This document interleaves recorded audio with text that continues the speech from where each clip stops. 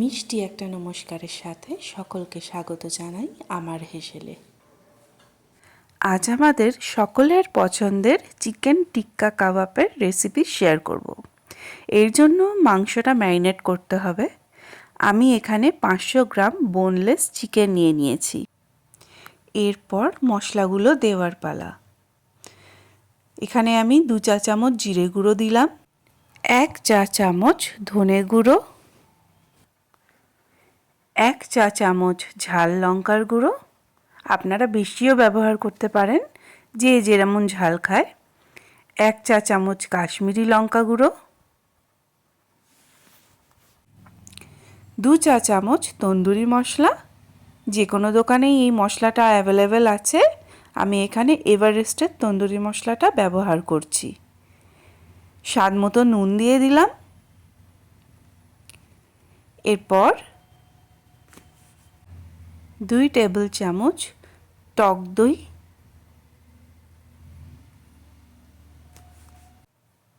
লেবুর রস, আমি এখানে অর্ধেক লেবুর রস ব্যবহার করছি, একটু সর্ষের তেল,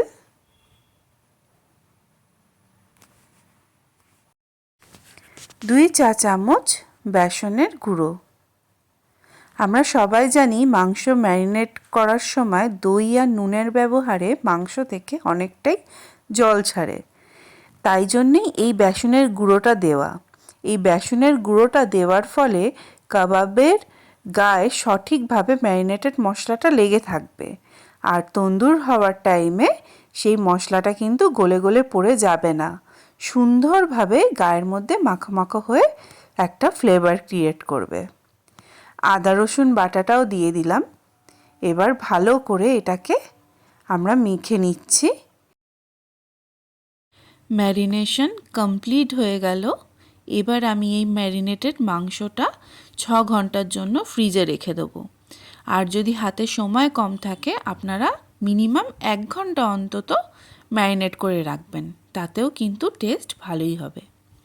এই দেখুন 6 ঘন্টা ম্যারিনেট করার জন্য এই যে আমাদের কাবাবের স্টিকগুলোর মধ্যে চিকেনগুলো কত সহজেই আমি ঢুকিয়ে নিতে পারছি, কোনো গায়ের জোরই দিতে হচ্ছে না, সুন্দরভাবে এর মাংসগুলো স্টিকের মধ্যে ঢুকে যাচ্ছে। আমি এক একটা স্টিকে 4 পিস করে কাবাব অ্যাড করছি। আমার উনুনের সাইজ হিসাবে আমি 4 পিস অ্যাড করছি, আপনারা আপনাদের মতন অ্যাড করে নেবেন। আমি আজকে কাবাবটা উনুনের মধ্যে তন্দুর করব। আপনারা চাইলে প্যানের মধ্যে বাটার ব্রাশ করেও এই কাবাবটা সুন্দরভাবে করতে পারেন। আর লাস্টে একটু গ্যাসের ফ্লেমটা বাড়িয়ে নিয়ে এপিটোপিট একটুখানি পুড়িয়ে নেবেন, যাতে একটু স্মোকি ফ্লেভার হয়ে যায়, তাহলেই দেখবেন কাবাবের টেস্ট চলে এসছে। আমার হাজব্যান্ড আগে থেকেই উনুনে কাঠ কয়লা রেডি করে রেখে দিয়েছে জ্বালিয়ে। আর এবার এই কাবাবের স্টিকগুলো আমরা তার ওপর রেখে হালকা হাতে বাটার ব্রাশ করতে থাকব। এই যে উনুনটা দেখছেন, এটা আমি আর আমার হাজব্যান্ড মিলে সিমেন্ট দিয়ে বানিয়েছিলাম। খুব শখ করে বানিয়েছিলাম। গামলার মধ্যে সিমেন্ট পুড়ে তার ওপর বালতি ঠেসে এই রকম একটা শেপে আমাদের উনুনটা তৈরি হয়েছিল। তারপর শখ করে শীতের রাতে এইভাবেই কাবাব বানিয়ে বানিয়ে খেতাম। আগে আমরা দুজনে খেতাম, এখন আমাদের মেয়েও আমাদের সাথে এই কাবাব পার্টি জয়েন করেছে।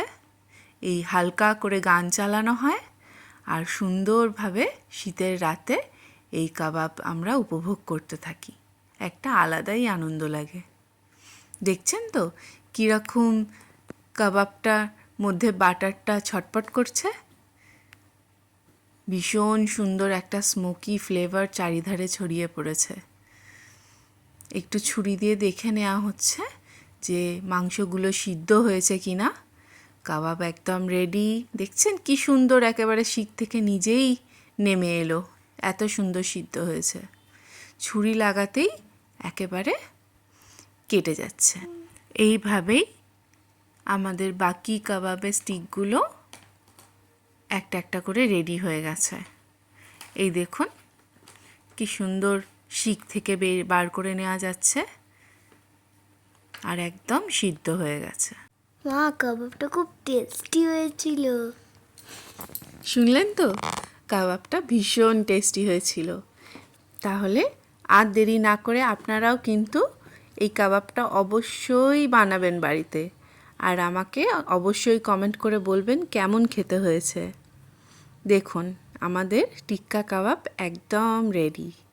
ভালো লাগলে অবশ্যই একটা লাইক করে দেবেন এবং চ্যানেলটা সাবস্ক্রাইব করে দেবেন। অনেক অনেক ধন্যবাদ।